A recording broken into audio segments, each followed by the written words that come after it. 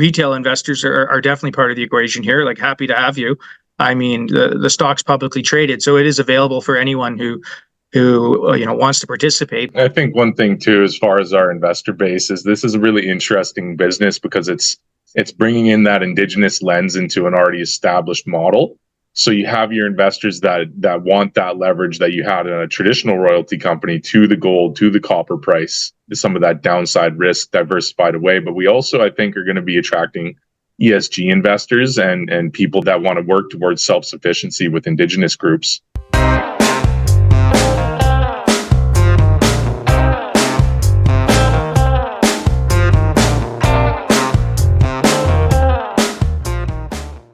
All right, Derek and Cody from Nations Royalty. It's such a pleasure to sit here and chat with you today on Mindstock Talk. Kevin and I, we've started looking at this company. We didn't really know much about it up until very recently, and sadly we missed Rob's talk about it at PDAC, but we've been discovering a lot about Nations Royalty, and we find it very intriguing. And as we consider ourselves to be, I would say, ESG investors, we would love it for our audience to learn a little bit more about it. So if each of you could just take a turn and give a brief introduction of yourselves, a little bit of your background, because you guys have very, very separate roles in this company. And so we'd love for our audience to hear a little bit more about that. And then obviously the story behind this company is so unique and it's revolutionary, I would say. So whoever wants to take it away, go for it. Go ahead, Cody. Awesome. Thank you, buddy. Yeah. So my name's 𝗀𝗢𝗓𝗏. I am the Vice President of Corporate Development with Nations Royalty. Been here just over a month. We went public about 3.5 weeks ago, so it's been a bit of a whirlwind job. It's been fantastic getting to know the team and all the groups that we work with. Prior to coming to Nations, I was working at Teck Resources as lead business planning in their copper growth group. So that was helping set 5-year business planning strategy, annual budgets, annual planning, and capital allocation amongst their copper growth portfolio. I have also been vice chair of the 𝗏𝗏 Nation Development Corporation for the past 3 years. Very, very interesting business to be in. I am a 𝗏𝗏 member. Prior to that, I actually worked for the 𝗏𝗏 central government as the employment director. So lots of Indigenous knowledge, worked in the capital markets. So my role here is to partner with Indigenous groups throughout Canada and potentially internationally to help them see the value that Nations Royalty can provide for their nation and see if it's a fit for their group. All Indigenous folks and groups are different. They have their own cultures. They have their own economic development opportunities. They have their own, land rights and title. Look, what we look to do is to bridge that gap and show them that we are stronger together when we put it into a vehicle like Nations Royalty. That's amazing. And I guess, Derek, did you want to give us a little bit of you and your background? So my name is Derek Pattenden, and I'm the Chief Investment Officer of Nations Royalty. I was born in Barrie, Ontario, and I'm a member of the Mohawks of the 𝗏𝗏𝗏𝗏 First Nation. It's about 2 hours east of Toronto on the northern side of Lake Ontario. So I grew up there, and then my family moved out west near Vancouver. And I went to University of British Columbia, my undergrad's in mining engineering. And then shortly after I graduated, I started working in mining investment banking, originally for a firm called Genuity Capital Markets. And then it was acquired by Canaccord, became known as Canaccord Genuity. And then I worked there for 14 more years. So 15 years of total of mining investment banking, finishing up as a director on a banking team here in Vancouver. And over that time, one unique part of my career was, rather than most bankers, which probably do like 90% financings and 10% mergers and acquisitions, my career was the polar opposite. And I was focused on mergers and acquisitions. So I have a very good understanding of valuing royalties and mines and the different PNAV multiples they trade at as they grow. And so now I found out about this company when the IPO press release came out and thought it was a really exciting, interesting idea that I wanted to be a part of. So I quit about 2 months ago to start working for Nations Royalty. And my role here is to help craft win-win partnerships with Indigenous groups and our shareholders of our company so everyone can benefit. Very interesting. And so your background's strong in the brokerage industry. Yeah, 15 years of investment banking, so very familiar with that, and the capital markets. Especially working for them. So for our viewers, can you explain Nations Royalty's business model both from the point of view of being a royalty company, and to some people that's kind of unusual, especially in the precious metals, etc., but also the advantage, or rather the concept of being First Nations dominated as shareholders, etc. Whoever wants to take that on. Derek, go ahead. Sure. So the model is, in many instances, as a mine is being developed on Indigenous territory, they'll enter into an impact and benefit agreement, and that will lay out many different things like procurement opportunities, employment opportunities, making sure like hunting and fishing rights are protected and not disturbed. But as part of that, in some of those agreements, the community can get a royalty on the mine. And so Nations Royalty is looking to partner with other Indigenous groups to come up with a transaction that works for them, where they would be vending in that royalty portion of the impact and benefit agreement into the company, and then in exchange for shares in the company, so they can continue to own their royalty, but also many, many more royalties, and take advantage of the portfolio effect that drives the current mining royalty model, which is that as royalties are grouped together into portfolio, they're worth much more money. So it really helps them unlock the value of their royalties, which are much, much more than just owning a single royalty and collecting a check on that. From a shareholder's point of view, say that is like ourselves, watching the market, looking for ways to take advantage of what we think is a commodities boom coming. Will we be kind of look at it like any other royalty company, or will you have some kind of, would you call it, competitive advantage? As first movers in the space, it gives us latitude to look at all sizes and jurisdictions of royalties. Generally, in your traditional royalty space, you have the large royalty companies all fighting for the tier one, long life, low cost assets in safe jurisdictions. And then you have the smaller royalty companies generally fighting over some riskier assets that may have a higher payoff, but they are riskier in jurisdictions that are a little farther away. What we have as first movers is the latitude to both attract tier one royalties in safe jurisdictions and smaller royalties in other jurisdictions. So we have the latitude to grow in all sorts of areas, because Indigenous people for the past 30 years have been working with proponents and government to secure these impact benefit agreements, as Derek mentioned. We have a proprietary database of over 150 within Canada, and that's only growing. And once again, we have the latitude to go to all these assets. As a royalty company, you generally get the highest valuation with cash flowing precious metals. And we have the latitude to attract those assets and have the highest multiple and valuation possible for our shareholders. One of the things that I'm very curious about is not all of them are necessarily a good fit in terms of Nations Royalty and the goals and stuff like that. But I just wanted to know if you could give an example of a type of royalty that would not work for what you guys are after and what you're doing. For sure. So, I mean, you have to have dialogue with the Indigenous partner that we're chatting with. I've had lots of experience in the Indigenous space, and if the royalty is part of their core funding, they're relying on that to run government functions. So whether that's education, land use planning, wildlife protection, their technical teams to help on the due diligence for these mining assets. If their royalty is being used for those core functions, this might not be a fit. And we understand that. We're not in the business of going in and trying to take royalties underneath people's feet. We're in the business of partnering with Indigenous groups, them being equity holders in the company, and us showing them the value that the portfolio effect has. So when chatting with these different groups, we want to see if they have funds coming in from other areas. Do they have a trust? Do they have governance structures that have government funding in that they can appropriately spend their money so they can attract more government funds? So the royalty isn't core funding. So, I mean, you're an Indigenous group, you're like, you know what? I have a functioning government. I have all the money coming in from government grants or economic development or whatever it may be.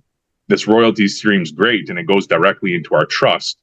What we can offer is an opportunity for them to monetize those royalty streams to today, bolster their trust or their balance sheet, and then they can use that to kind of supercharge their economic development and their work towards self-sufficiency.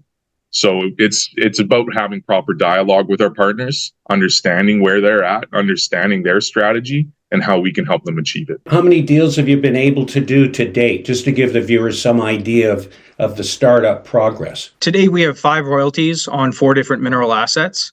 So, and that's because there's 2 royalty agreements on the Premier and Red Mountain mine. So at a higher level, I would think of it as 4 royalties on 4 mineral assets. And 2 of those mines are revenue generating and in production. That's the Brucejack gold mine, which is owned and operated by Newmont, right? A very well-known large gold company. And then the Premier Red Mountain mine, which is owned and operated by Ascot Resources. They just poured first gold on April 30th of this year and are targeting commercial production by the end of the year. And then the other 2 royalty assets are on projects, the smaller of the 2 being 𝗀𝗏𝗧𝗬𝗓, which is owned by Resource Capital Funds, a private equity group, very well known in the mining space. And then you have the KSM project, which is huge. It's the largest permitted but undeveloped gold copper deposit in the world. It has almost 50 million ounces of gold and over 7 billion pounds of copper. So we already have a kind of a nice split between half the assets revenue generating and then an excellent pipeline. Are all these properties in BC and in the Golden Triangle? Yes, because we IPO'd off of a founding nation, the Nisga'a Nation. So all of those royalties were with one nation whose territory is in the Golden Triangle. So that's where the company is today. But you know, if we're doing our jobs 3 years from now, the company should look nothing like it does today. We want to grow the portfolio and partner with more Indigenous groups and grow well beyond the Golden Triangle. When dealing with newer communities and when approaching them, are they structured to the point where they have a appointed person that you would direct deal with, or are you going through tribal councils, or like how does that work when you go to approach somebody that you might want to team up with? It varies widely. It really depends on the group's experience within the space. Do they have the capacity within their governance structures to negotiate and chat about a royalty deal, or are they a little bit less mature and they're using contractors, consultants to be that point of contact and that, let's call it, gatekeeper to help them make informed decisions, right? So it's going, I know I'm repeating myself, but it's about having proper dialogue with them.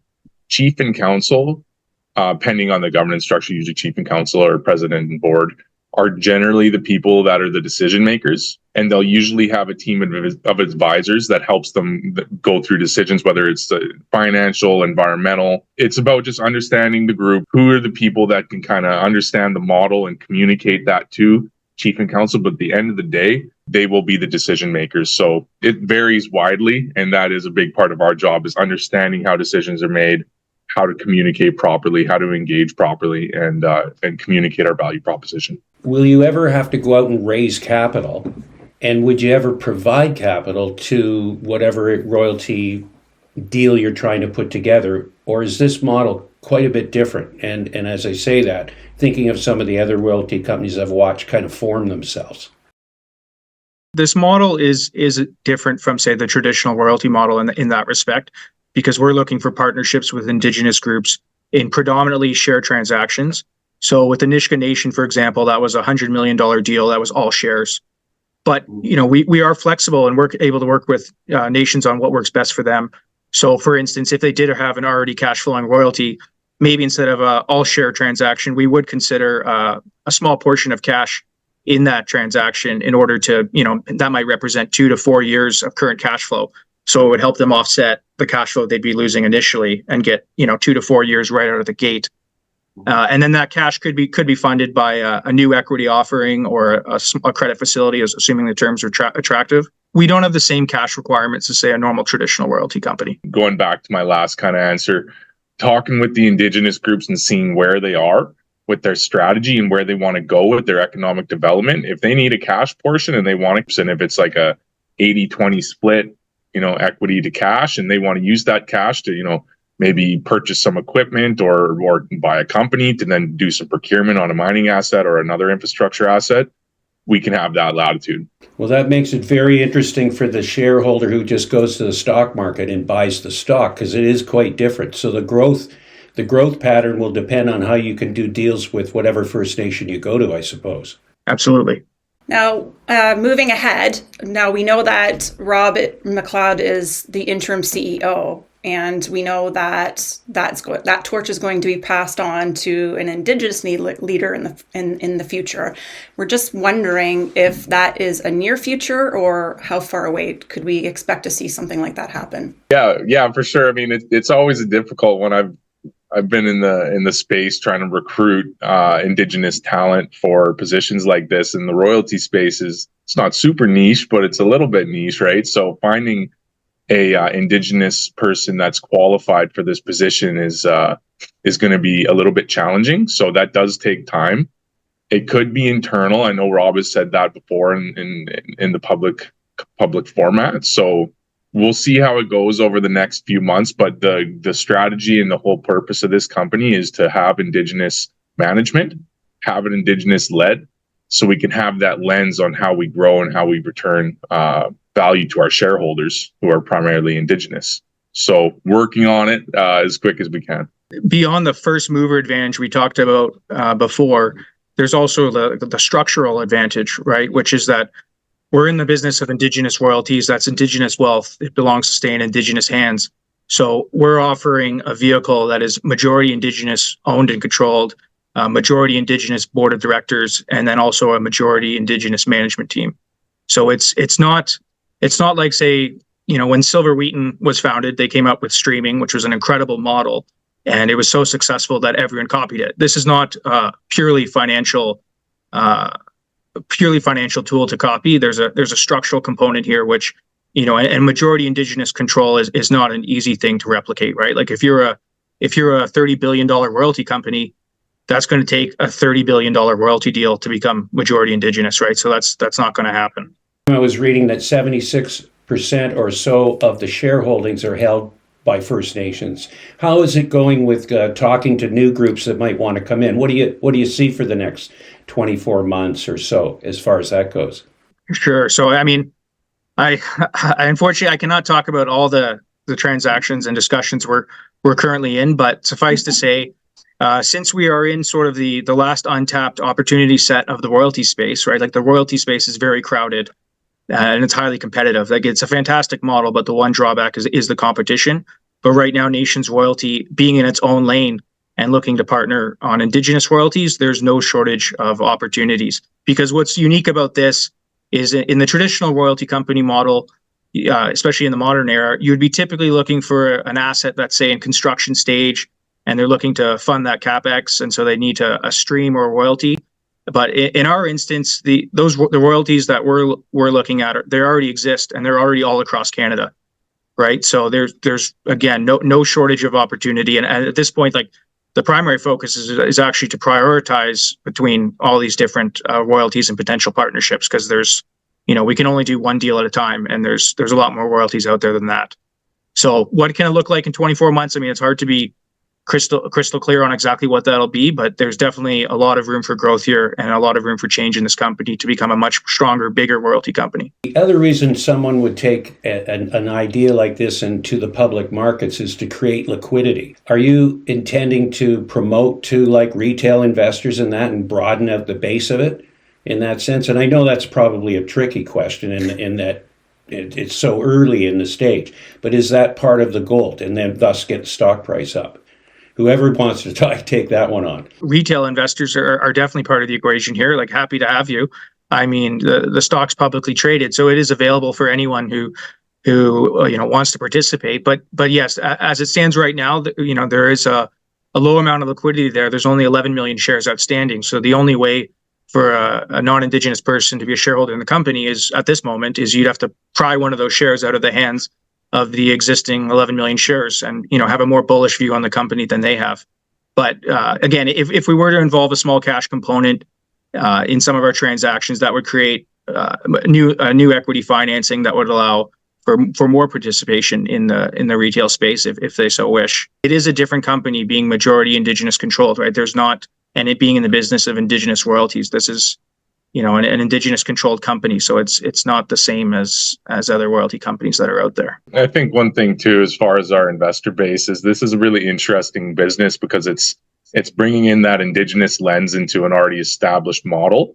So you have your investors that want that leverage that you had in a traditional royalty company to the gold, to the copper price, some of that downside risk diversified away. But we also, I think, are going to be attracting ESG investors and people that want to work towards self-sufficiency with Indigenous groups, because this is a model where any of the impact benefit agreements that host that royalty that we will be partnering on, they've agreed to these projects.